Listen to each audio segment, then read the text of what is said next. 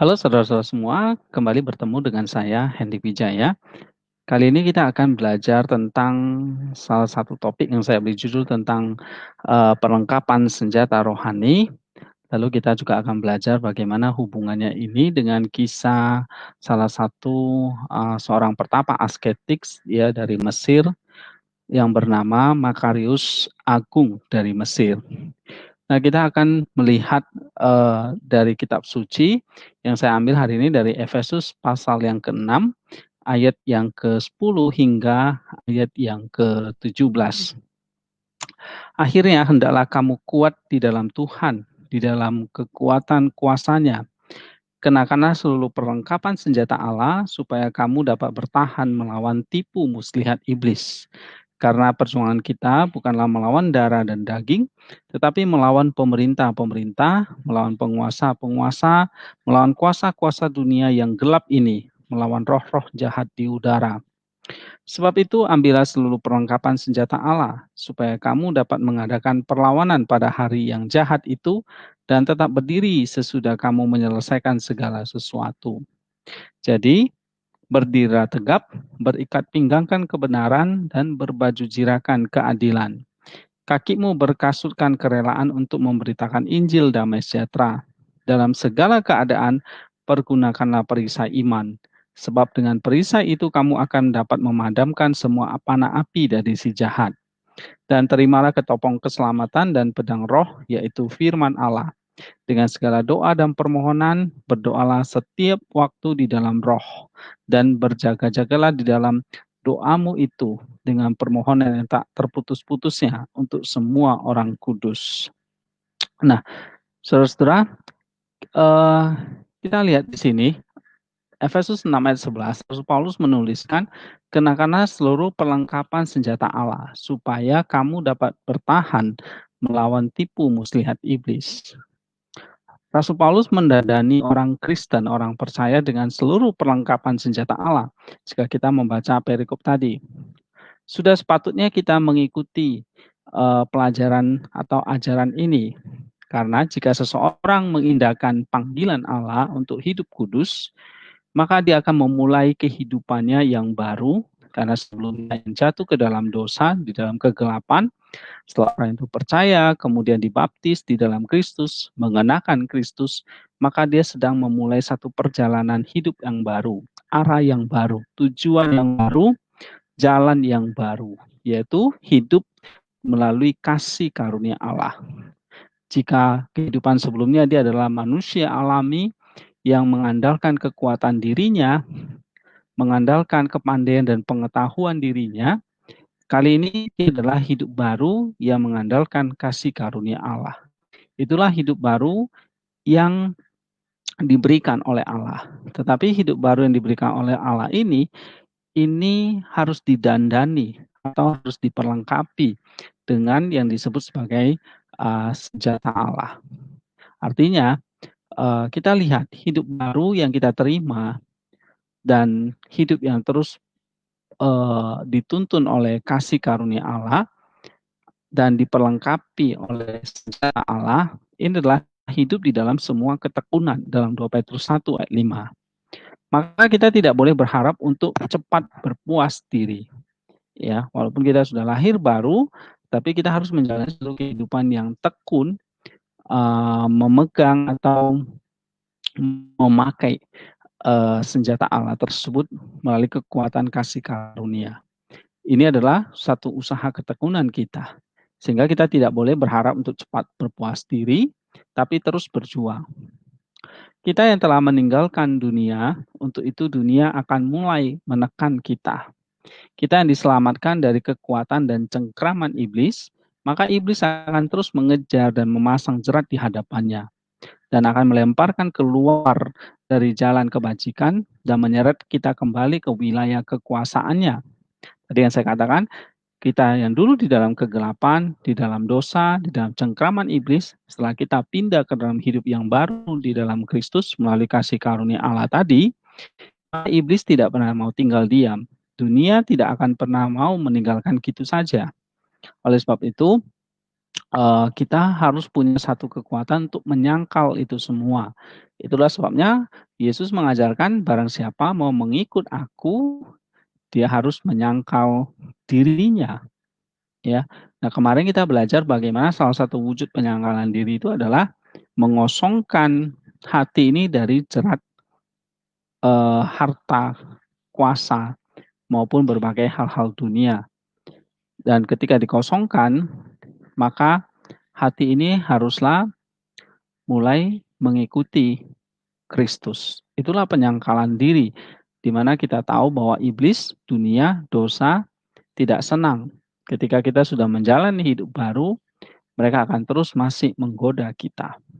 Nah, kita perlu penyangkalan diri, menyangkal segala kuasa iblis, dunia, maupun segala godaan, termasuk salah satunya adalah harta, kuasa, dan sebagainya. Nah, itulah yang kita tanggalkan, lalu kita mengikuti Kristus. Nah, untuk menyangkal diri itu, menyangkal keegoisan bersama dengan segerombolan hawa nafsu kita, itu bukanlah satu usaha yang gampang. Melainkan kita memerlukan senjata Allah, kita memerlukan ketekunan. Dan kita tahu bahwa ketika kita menjadi hidup yang baru, menjadi manusia yang baru, dosa yang masih hidup di dalam ini akan tiba-tiba melepaskan kuasanya, keberadaannya, yang dulunya jika bebas, sekarang mungkin mulai terkekang. Tapi dia masih ingin hidup di dalam kesenangan diri kita. Dosa masih ingin terus menggoda kita. Setiap detik, iblis dan hawa nafsu akan terus berusaha dengan berbagai dalih atau alasan membangun sekali lagi rutinitas hidup seperti dulu yang begitu kaya, besi dan memberinya makan sebelumnya. Jadi kita memang masih bisa muncul kembali manusia lama kita atau kedagingan kita. Nah, ini adalah musuh-musuh, gerombolan hawa nafsu, godaan dunia dari iblis. Ini adalah musuh-musuh yang satu gerombolan yang tak terhitung banyaknya. Dan panglima tertingginya adalah iblis. Dan pembantu terdekatnya adalah roh-roh jahat. Itulah musuh kita. Mereka menjalankan kehidupan yang penuh dosa, melawan kehidupan spiritual dari Roh Kudus. Itulah sebenarnya Rasul Paulus mempersenjatai orang Kristen untuk melawan mereka, seolah-olah tidak ada musuh lain sama sekali. Dia berkata dalam ayat 12, karena perjuangan kita bukanlah melawan darah dan daging, tetapi melawan pemerintah-pemerintah, melawan penguasa-penguasa, melawan penghulu-penghulu dunia yang gelap ini, melawan roh-roh jahat di udara. Nah, saudara-saudara, jika mereka tidak ada atau musuh itu tidak ada, mungkin pertempuran juga tidak akan ada. Begitu pula, begitu mereka dipukul, mundur, dan dikalahkan, kita tidak perlu apa-apa untuk mengusir dan mengalahkan yang lain. Jadi masing-masing kita melihat kemana kita perlu mengarahkan panah dan setidaknya melihat dari sisi mana kita secara khusus mempertahankan diri. Efesus 4 ayat 27, jangan beri kesempatan atau tempat kepada iblis. Dalam 1 Petrus 5 ayat 8, kita tahu iblis itu selalu mencari kelemahan kita. Karena itu tunduklah kepada Allah dan lawanlah iblis, maka ia tidak akan lari daripadamu. Dalam Yakobus 4 ayat ke-7. Nah, ini adalah pertahanan diri di balik perlindungan Allah. St. Theophan de Reclus menjelaskan bahwa Rasul Paulus menentukan beberapa senjata untuk kita kenakan, tetapi semuanya hanya akan memiliki kekuatan jika melalui kuasa Tuhan. Itulah sebabnya para pejuang spiritual, para asketis, para pertapa atau biarawan yang berpengalaman sudah menyampaikan kepada kita instruksi ini, yaitu apa? Serang musuh itu dengan nama Tuhan Yesus. Ya, itulah sebabnya senjata yang kita kenakan itu harus disertai dengan kuasa Tuhan melalui iman kita. Serang musuh itu dengan nama Tuhan Yesus. Nah, ini adalah satu perintah yang jelas yang selalu ditekankan oleh para biarawan di dalam usaha mereka melawan si musuh. Sehingga kekuatan senjata yang kita pakai untuk melawan iblis dan pengikut-pengikutnya, ya seperti dalam Efesus 6 ayat 12 tadi, adalah kekuatan iman di dalam nama Kristus. Seperti yang dikatakan oleh Rasul Paulus, dalam segala keadaan pergunakanlah perisai iman. Sebab dengan perisai itu kamu dapat memadamkan semua panah api dari si jahat. Efesus 6 ayat 16. Dan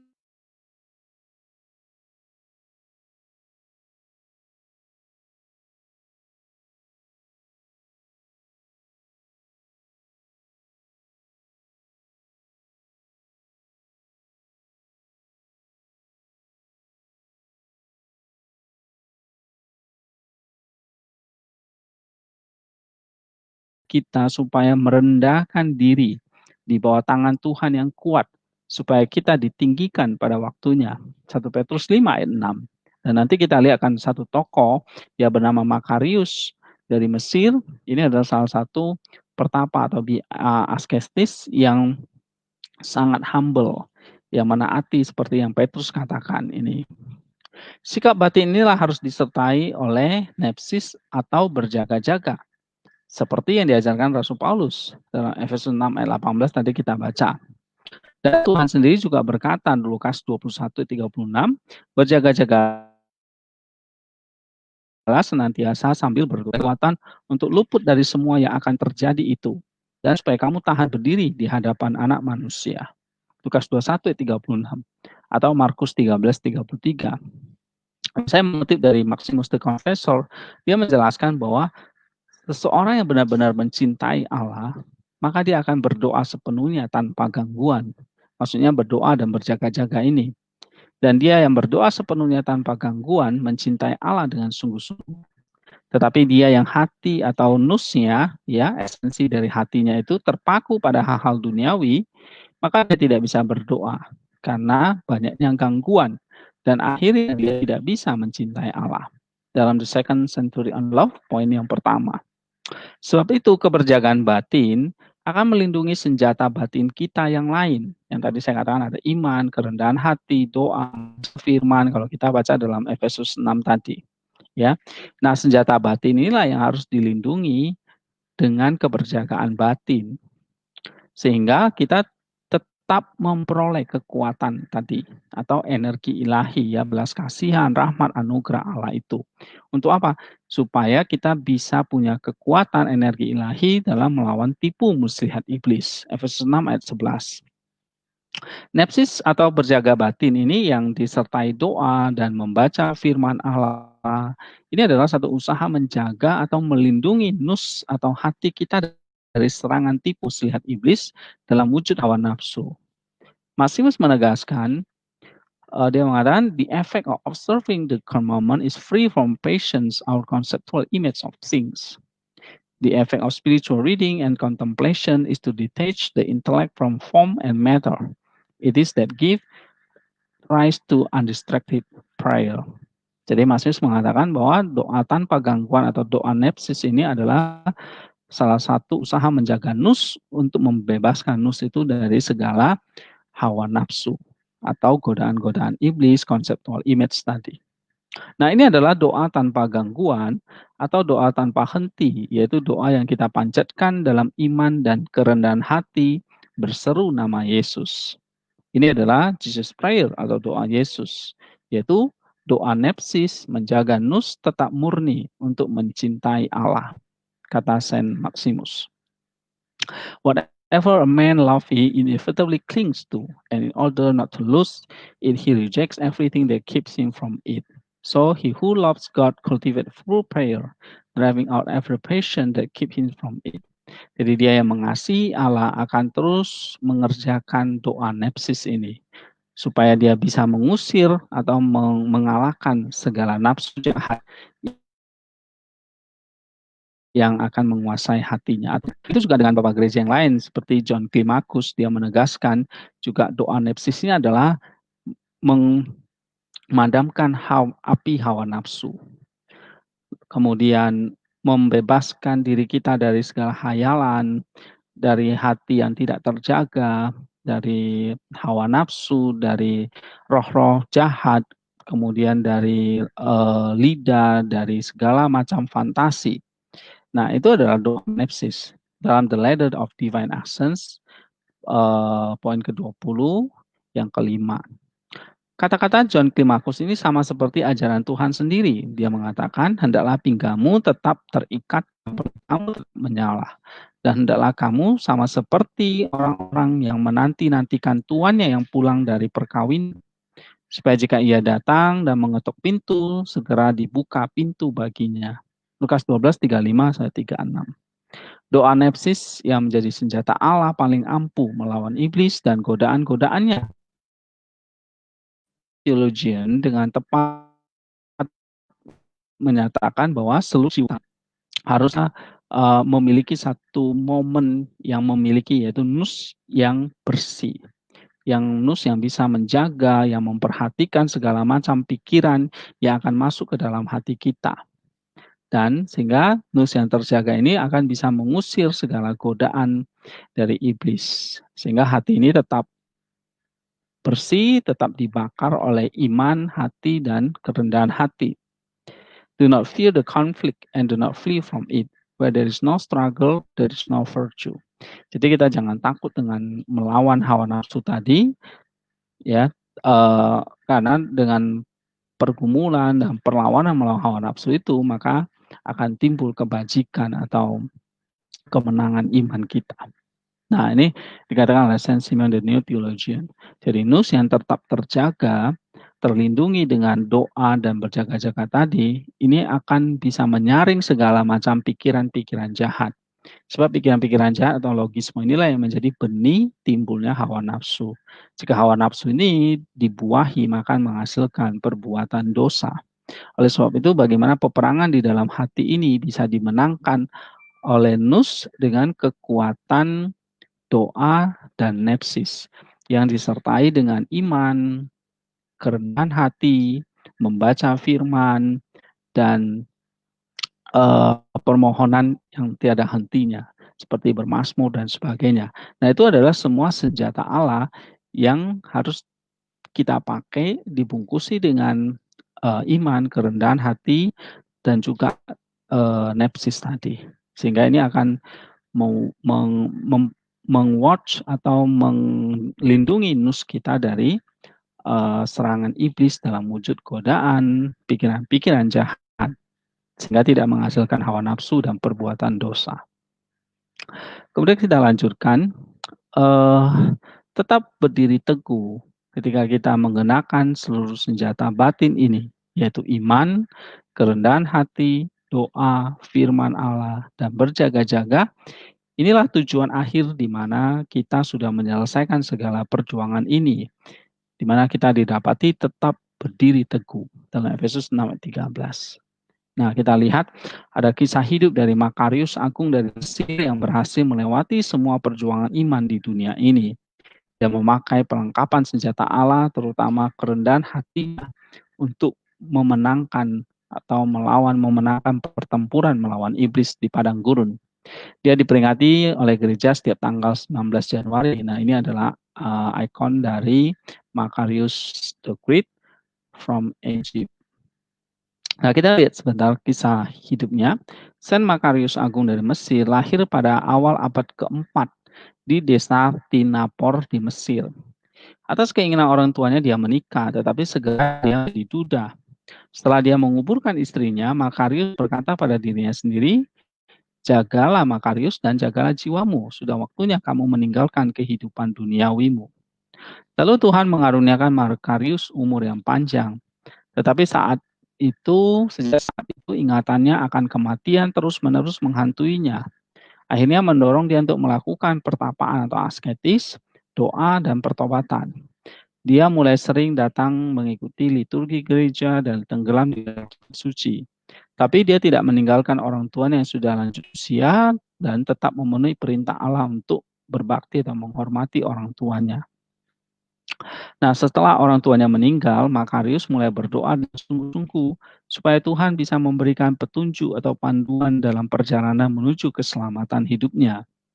Lalu Allah mengutus seorang asketis atau pertapa yang berpengalaman yang senior yang tinggal di gurun tidak jauh dari desa Makarius. Lalu pertapa itu menerima pemuda itu dengan penuh kasih, membimbingnya dalam pengetahuan spiritual tentang nepsis, puasa, doa, dan mengajarinya kerajinan tangan dari keranjang tenun. Nah, setelah dia membangun sel doanya terpisah tidak jauh dari sel dari petapa itu, Nah, sang petapa atau sang asketis ini menempatkan muridnya di dalamnya. Jadi Makarius yang muda ini dibimbing oleh seorang pertapa. Kemudian uskup setempat tiba suatu hari di Pinapor dan mengetahui kehidupan Saleh Makarius. Lalu menabiskannya di luar keinginannya. Makarius kewalahan oleh gangguan musuhnya ini, jadi dia diam-diam pergi ke tempat lain. Musuh mulai berjuang dengan gigi dengan sang petapa, mencoba untuk membuatnya takut, mengguncang sel doanya dan menggoda dengan pikiran-pikiran yang berdosa atau akidia. Tapi Makarius menangkis serangan iblis. Dia mempertahankan dirinya dengan doa, berjaga-jaga, dan membuat tanda salib. Orang-orang jahat memfitnah orang suci ini, menuduhnya merayu seorang perempuan dari desa terdekat. Lalu mereka menyeretnya keluar dari sel doanya dan mengejeknya. Makarius menahan godaan dengan sangat rendah hati. Tanpa bergumam, dia mengirim uang yang dia dapat dari keranjangnya untuk mendukung perempuan yang hamil itu. Kepolosan Makarius terwujud ketika seorang perempuan yang menderita siksaan selama berhari-hari tidak bisa melahirkan. Lalu perempuan itu mengaku bahwa dia telah memfitnah Makarius dengan mengatakan nama ayah kandungnya. Ketika orang tuanya menemukan kebenaran ini, mereka tercengang dan bermaksud menemui Makarius untuk meminta maaf. Meskipun Makarius dalam menahan aib, dia menghindari pujian manusia. Dia melarikan diri dari tempat itu dan pada malam hari. Dia menetap di Mount Nitria di Gurun Faran. Nah, ini adalah salah satu kisah yang menarik ya. Makarius yang rendah hati. Kejahatan manusia berkontribusi pada kesucian yang orang benar. Setelah tinggal di gurun selama 3 tahun, dia mengunjungi Saint Antonius Agung. Kemarin kita sudah belajar ya, seorang bapak monastisisme di Mesir, karena dia telah mendengar bahwa Antonius Agung masih hidup di dunia dan ingin berjumpa dengannya. Abba Antonius menerima dengan kasih dan Abba Makarius menjadi murid dan pengikutnya yang setia. Makarius tinggal bersamanya dalam waktu yang lama dan kemudian atas saran dari Antonius, dia pergi ke biara di Skete, ya di bagian barat laut di Mesir. Dia begitu bercahaya dalam pertapaan sehingga dia disebut juga sebagai seorang the young ascetic, ya, seorang petapa muda karena dia telah menjadi seorang rahib atau pertapa yang berpengalaman dan dewasa meskipun dia belum berusia 30 tahun. Makarius selamat dari banyak serangan iblis terhadapnya. Satu kali, dia membawa cabang palem untuk keranjang tenun, dan iblis bertemu dengannya di jalan dan ingin memukulnya dengan sabit. Tapi dia tidak dapat melakukannya. Lalu dia berkata, Makarius, aku sangat menderita oleh kamu karena aku tidak dapat mengalahkanmu. Aku melakukan semua yang kamu lakukan. Kamu berpuasa, aku tidak makan sama sekali. Kamu tetap waspada, aku tidak pernah tidur. Kamu melampaui aku hanya dalam satu hal, yaitu kerendahan hati. Jadi iblis tidak punya kerendahan hati. Iblis punya iman, iblis punya asketis, berpuasa, iblis berjaga-jaga, tapi iblis tidak punya kebajikan yang satu ini, yaitu kerendahan hati. Nah, ini senjata Allah yang dipakai oleh Makarius untuk berjuang selama hidupnya melawan iblis. Nah, ketika orang suci ini mencapai usia 40 tahun, dia ditabiskan menjadi imam dan menjadi kepala biarawan yang tinggal di Gunung Skete, di Gurun Skete. Selama bertahun-tahun ini, Makarius sering mengunjungi Antonius Agung, menerima bimbingan darinya dalam percakapan spiritual. Saint Makarius hadir pada saat kematian Antonius dan dia diberikan jubah oleh Antonius. Dia juga menerima kekuatan spiritual Antonius sama seperti Nabi Elisa pernah menerima kekuatan spiritual dari Nabi Elia bersama dengan jubah yang dia jatuhkan dari kereta roda berapi. Saint Makarius melakukan banyak mujizat penyembuhan. Orang-orang memadati dia dari berbagai tempat untuk meminta pertolongan dan nasihat, memohon doa-doa sucinya. Tapi semua ini meresahkan ketenangan orang suci itu. Karena itu dia menggali gua yang dalam di bawah sel doanya dan bersembunyi di sana untuk berdoa dan bermeditasi. Saint Makarius mencapai kemajuan spiritual di hadapan Allah, sehingga melalui doanya Allah membangkitkan orang mati. Meskipun mencapai ketinggian kesucian seperti itu, dia terus mempertahankan kerendahan hatinya yang tidak biasa. Suatu ketika Sen Makarius menangkap basah seorang pencuri yang memuat barang-barangnya lalu ditempatkan di atas seekor keledai yang berdiri di dekat sel doa Makarius. Nah, lalu tanpa mengungkapkan bahwa dia adalah pemilik dari benda-benda yang dicuri itu, Makarius malah membantu mengikat barang-barang tersebut. Setelah melepaskan dirinya dari dunia, Makarius berkata pada dirinya sendiri, kita tidak membawa apa-apa ke dunia. Jelas tidak mungkin kita bisa mengambil apapun darinya. Terpujilah Allah dalam segala sesuatu. Suatu ketika Sen Makarius sedang berjalan dan melihat tengkorak tergeletak di tanah. Dia bertanya, siapa kamu? Lalu tengkorak itu menjawab, aku adalah seorang imam kepala dari kaum pagan, ya orang yang belum percaya kepada Kristus. Ketika engkau Aba berdoa untuk kami yang di neraka, kami menerima sedikit kelegaan. Lalu Makarius kemudian bertanya, siksaan apa ini? Kami sedang duduk di dalam api yang besar, jawab tengkorak itu. Dan kami tidak melihat satu sama lain. Ketika engkau berdoa, kami mulai melihat satu sama lain dan ini memberi kami penghiburan. Mendengar kata-kata seperti itu, Makarius mulai menangis dan berkata, apakah masih ada sisaan yang lebih mengerikan? Tengkorak itu menjawab, di bawah kami ada orang-orang yang mengetahui nama Tuhan, tapi menolak dia dan tidak menaati perintahnya. Mereka menanggung siksaan yang lebih pedih. Suatu ketika sedang berdoa, Sen Makarius mendengar suara, Makarius, kamu belum mencapai kesempurnaan dalam kebajikan, seperti dua orang perempuan yang tinggal di kota. Lalu pertapa yang rendah hati ini pun berangkat ke kota dan mencari tahu siapa kedua perempuan tersebut. Lalu dia menemukan rumah tempat tinggal mereka dan mengetuk. Mereka menerima Makarius dengan sukacita. Lalu Makarius berkata, aku datang dari padang gurun untuk mencarimu dan belajar dari perbuatan kebajikanmu. Ceritakanlah dan jangan sembunyikan apapun. Lalu kedua perempuan itu pun menjawab dengan heran, kami tinggal dengan suami kami. Nah, tapi kami tidak memiliki kebajikan seperti itu. Tetapi orang suci itu terus bersikeras dan kemudian berkata kepadanya, kami menikah dengan dua saudara laki-laki setelah tinggal bersama di satu rumah selama 15 tahun, kami tidak pernah mengucapkan sepatah kata pun yang jahat atau memalukan. Dan kami tidak pernah bertengkar di antara kami sendiri. Kami meminta suami kami untuk mengizinkan kami masuk ke biara perempuan, tapi mereka tidak setuju. Dan kami bersumpah untuk tidak mengucapkan satu kata pun yang duniawi sampai kematian kami. Nah, ini satu luar biasa ya.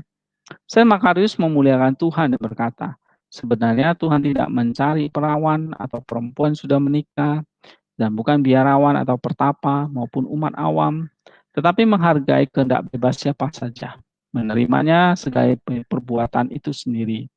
Dia menganugerahkan kepada semua orang dan kehendak bebas rahmat Roh Kudus yang bekerja dalam pribadi orang dan mengarahkan kehidupan semua orang yang rindu untuk diselamatkan. Jadi siapapun orang itu, baik awam maupun para biarawan, para imam, baik dia perawan ataupun perempuan, dia kaya atau miskin, ketika dia bisa memakai anugerah Allah itu dalam kehendak bebasnya, mengarahkan kehidupannya untuk diselamatkan, itu adalah orang yang memuliakan Tuhan.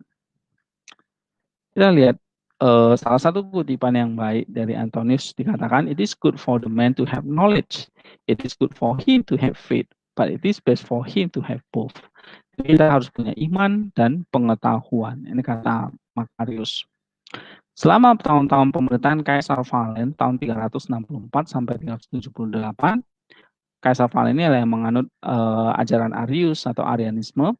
Makarius Agung dan Makarius dari Alexandria, ini ada dua Makarius yang berbeda ya, menjadi sasaran penganiayaan oleh para pengikut uskup Arian yang bernama Lucius. Mereka menangkap kedua sesepuh ini dan menempatkan mereka di kapal, mengirim mereka ke sebuah pulau di mana hanya ada para penyembah hala yang tinggal. Dengan doa orang-orang kudus, putri seorang imam pagan itu dibebaskan dari roh jahat. Setelah itu imam pagan dan semua penduduk pulau itu pun dibaptis. Ketika Uskup Lucius mendengar apa yang terjadi, dia sendiri menjadi takut akan pemberontakan dan mengizinkan para sesepuh itu kembali ke biara mereka. Kelemah lembutan dan kerendahan hati dari kedua biarawan itu mengubah jiwa manusia. Kata-kata yang merugikan dan jahat, kata Saint Macarius, membuat hal-hal baik menjadi buruk. Tetapi kata-kata yang baik membuat hal-hal buruk menjadi baik. Ketika para biarawan bertanya kepadanya bagaimana cara berdoa yang benar, dia menjawab, doa tidak membutuhkan banyak kata. Hanya penting bagi kita mengucapkan, Tuhan, seperti yang Engkau inginkan dan Engkau ketahui, kasihanilah aku. Jika musuh menimpa engkau, engkau hanya perlu berkata, Tuhan kasihanilah. Tuhan tahu apa yang berguna bagi kita dan memberi kita belas kasihan.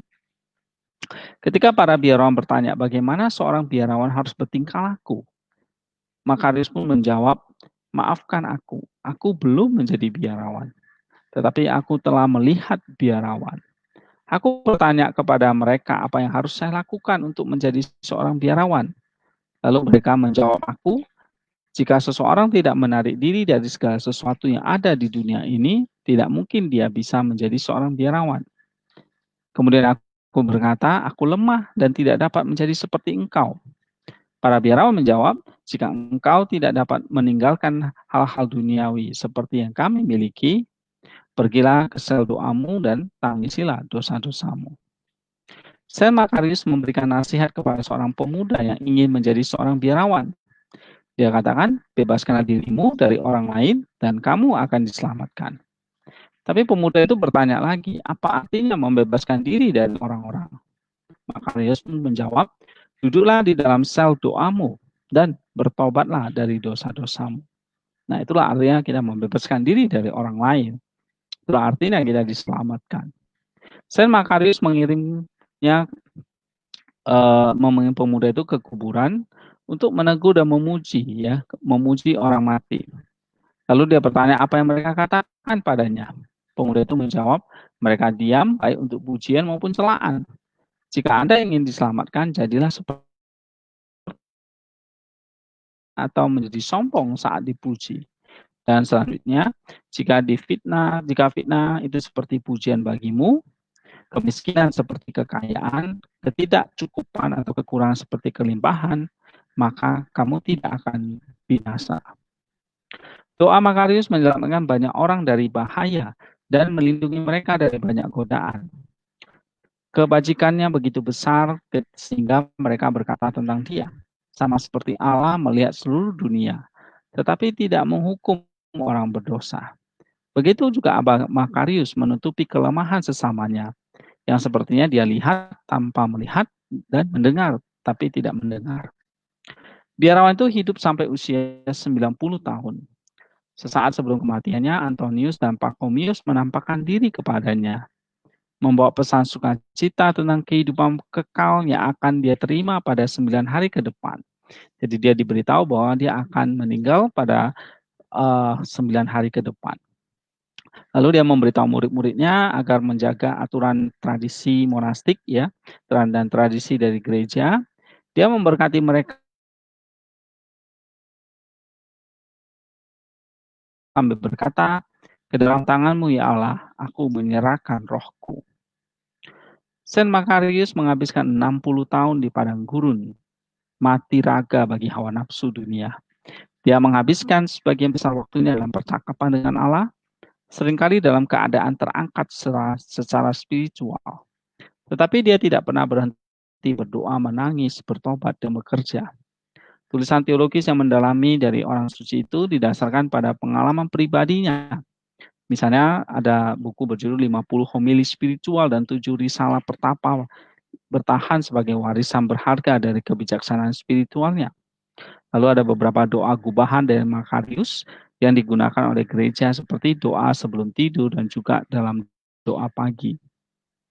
Tujuan tertinggi manusia yaitu penyatuan jiwa dengan Tuhan, berdiri teguh di hadapan Tuhan melewati segala godaan. Ini adalah prinsip utama karya dari Saint Macarius. Dia menjelaskan metode untuk mencapai penyatuan ini dengan mengandalkan pengalaman dari para guru besar monastisisme Mesir dan pengalamannya sendiri sebagai petapa. Jalan menuju Allah dan pengalaman petapa suci yang bersatu dengan Allah diungkapkan ke hati setiap orang percaya. Kehidupan duniawi menurut Macarius hanya memiliki signifikansi relatif, yaitu untuk mempersiapkan jiwa, membuatnya mampu memahami kerajaan surga, dan untuk membangun jiwa suatu pertalian dengan tanah air surgawi. Ini salah satu tulisannya yang terkenal ya. Bagi mereka yang benar-benar percaya kepada Kristus adalah perlu untuk mengubah dan memperbarui jiwa dari kodrat saat ini yang rusak menjadi kodrat ilahi dan dibentuk kembali oleh kuasa Roh Kudus. Ini salah satu homilinya ya dalam homili 30 ayat 6. Ini mungkin jika kita sungguh beriman dan mengasihi Allah dengan menaati semua perintah sucinya. Jika seseorang yang bertunangan dengan Kristus pada saat pembalasan tidak mencari dan menerima terang ilahi dari Roh Kudus di kehidupan sekarang, maka ketika dia meninggalkan tubuhnya, dia dipisahkan ke dalam daerah kegelapan di sisi kiri. Dia tidak masuk ke dalam kerajaan surga, tetapi berakhir di neraka bersama iblis dan para malaikatnya. Dalam ajarannya St. Makarius, sikap batin orang percaya menentukan sejauh mana persepsinya tentang kebenaran dan kasih ilahi. Masing-masing dari kita memperoleh keselamatan melalui kasih karunia dari Roh Kudus. Tetapi untuk mencapai ukuran kebajikan yang sempurna, yang diperlukan untuk penyatuan jiwa dengan yang ilahi, hanya mungkin dengan iman dan kasih yang menguatkan kehendak bebas. Jadi orang percaya mewarisi kehidupan kekal oleh kasih karunia, oleh kebenaran.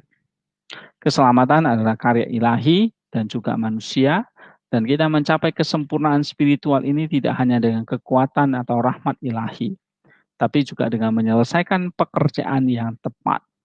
Di sisi lain, keselamatan dan kemurnian yang kita capai bukan hanya usaha sendiri, tetapi bersinergi dengan tangan Allah yang di atas.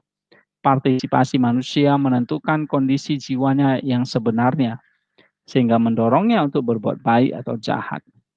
Jika jiwa yang masih di dunia ini tidak memiliki kesucian roh untuk iman dan doa, dan tidak berjuang untuk mencapai persekutuan ilahi, maka dia tidak layak untuk kerajaan surgawi. Mujizat dan penglihatan Makarius yang terberkati dicatat dalam satu buah buku oleh Rufinius,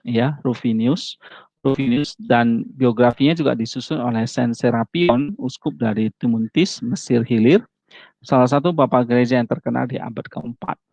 Kemudian relikwi sucinya berada di kota Amalfi di negara Italia sekarang. Nah, saudara-saudara, inilah kisah hidup Makarius, di mana dalam kerendahan hati dan perjuangan asketiknya, dia berusaha menaklukkan musuh seperti iblis, godaan-godaan hawa nafsu jahat di dalam dirinya. Dengan mencapai satu pengetahuan spiritual yang tinggi, dia dikaruniai Roh Kudus dengan berbagai macam karunia untuk melakukan mujizat dan melakukan banyak hal kesembuhan, membangkitkan orang mati. Luar biasa yang dikerjakan oleh Makarius ini. Dia memakai semua perlengkapan senjata Allah yang Tuhan berikan kepada dia di dalam ketekunannya, dalam konsistensinya, dan di dalam pengalaman dia bersama dengan Allah di dalam doa, berjaga-jaga dan berpuasa. Nah, saudara, ini adalah satu contoh Makarius yang menarik begitu banyak orang datang kepadanya. Akhirnya dia sendiri menjadi terang, menjadi berkat, menjadi garam bagi orang-orang di sekitarnya. Dia membimbing begitu banyak biarawan, para monastik, untuk mencapai tujuan ilahi, yaitu penyatuan dengan Allah melalui iman dan kerendahan hati. Nah, saudara-saudara, kita bisa menghadirkan Kristus dimanapun kita berada. Ketika kita bisa mempraktikkan iman kita di dalam kerendahan hati, dengan memakai semua senjata Allah yang Tuhan telah berikan kepada kita, maka niscaya kita bisa mampu menang melawan segala musuh kita, yaitu godaan-godaan dari iblis dan hawa nafsu di dalam diri kita. Dengan menjaga nus melalui doa dan berjaga-jaga, yang dengan humbleness, dengan kerendahan hati memohon belas kasihan Allah, maka kita akan diberikan satu keteduhan, ketenangan, belas kasihannya, rahmatnya untuk mengalahkan si jahat, dan akan membuat hidup kita diberkati oleh Roh Kudus. Hidup yang penuh dengan cahaya kemenangan, hidup yang penuh dengan anugerah, sehingga inilah yang menghadirkan terang cahaya Kristus lewat hidup kita. Apapun yang kita katakan itu mendatangkan Kristus di tengah-tengah orang lain. seperti Makarius yang terkasih ini. Ini luar biasa apa yang dialami oleh kehidupannya, dan ini kiranya bisa menjadi satu contoh atau model teladan iman bagi kita untuk kita kerjakan di kehidupan apapun konteks hidup kita. Ciptakan sel doa di dalam diri kita untuk mulai menggunakan senjata ilahi itu. Hanya di dalam kerendahan hati dan keteduhan dan doa berjaga-jaga atau latihan-latihan rohani seperti ini yang memampukan kita untuk menjadi untuk meneladani Makarius yang agung ini. Kiranya Tuhan menolong kita semua, kita bisa tetap berjuang sampai akhirnya dan kita bisa menyatu dengan Kristus pada akhirnya. Thank you semuanya, Tuhan berkati kita semua. Amin.